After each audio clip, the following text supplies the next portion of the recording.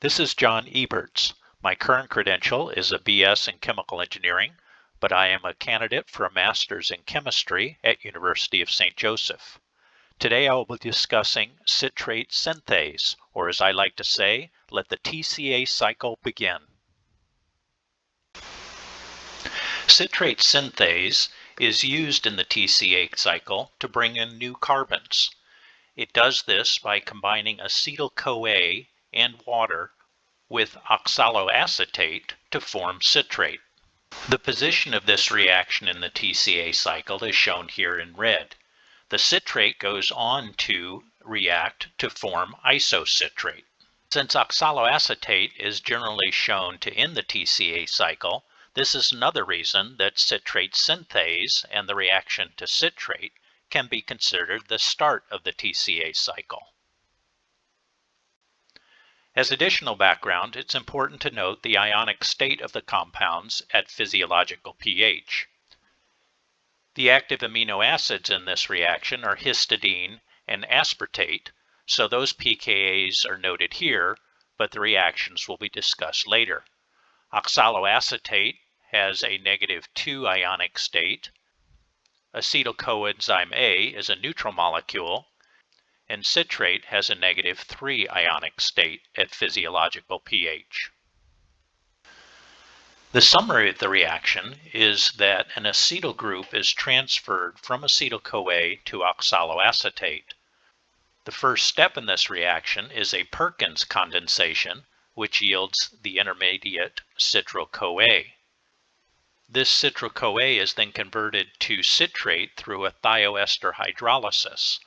The only enzyme molecules that are required for this reaction are the 3 amino acid residues mentioned earlier, as well as water. The overall delta G naught prime for this reaction is -34.4 kilojoules per mole, making it essentially irreversible.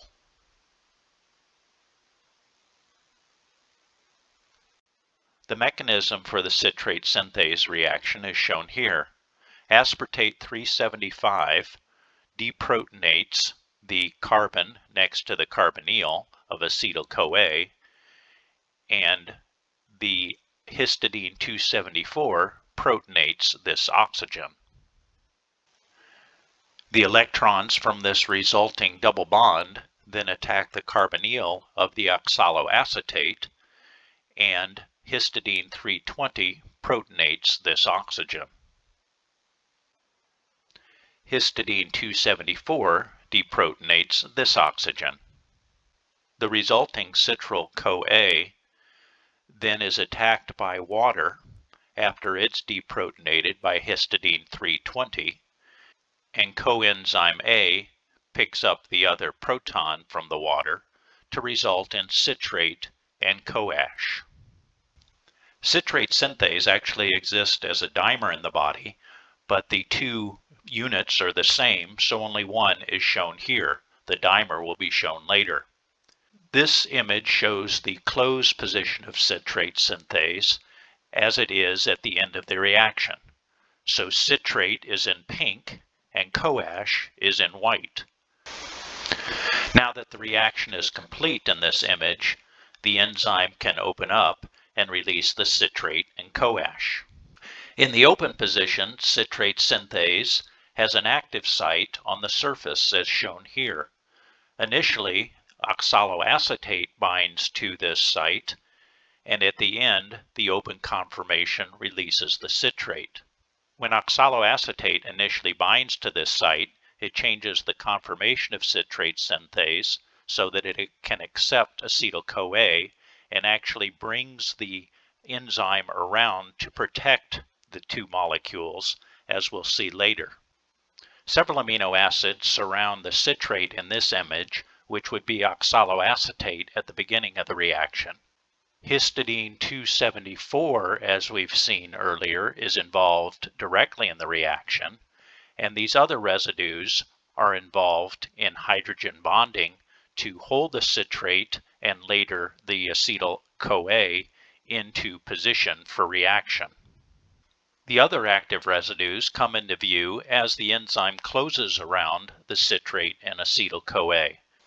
Histidine 274 and histidine 320 are the most active residues in this reaction, in that histidine 274 initially protonates the acetyl-CoA and then deprotonates the alkene alcohol-CoA intermediate, while histidine 320 initially protonates the oxaloacetate and then deprotonates the water so that it can react with the citral-CoA intermediate. As mentioned earlier, hydrogen bonding is involved in holding the substrates in the correct position for reaction. In this slide, we see the active residues, including the histidine 320, which also is involved in hydrogen bonding, and the green inactive residues that have significant hydrogen bonding with the substrates, as well as water molecules that hold the substrates into position.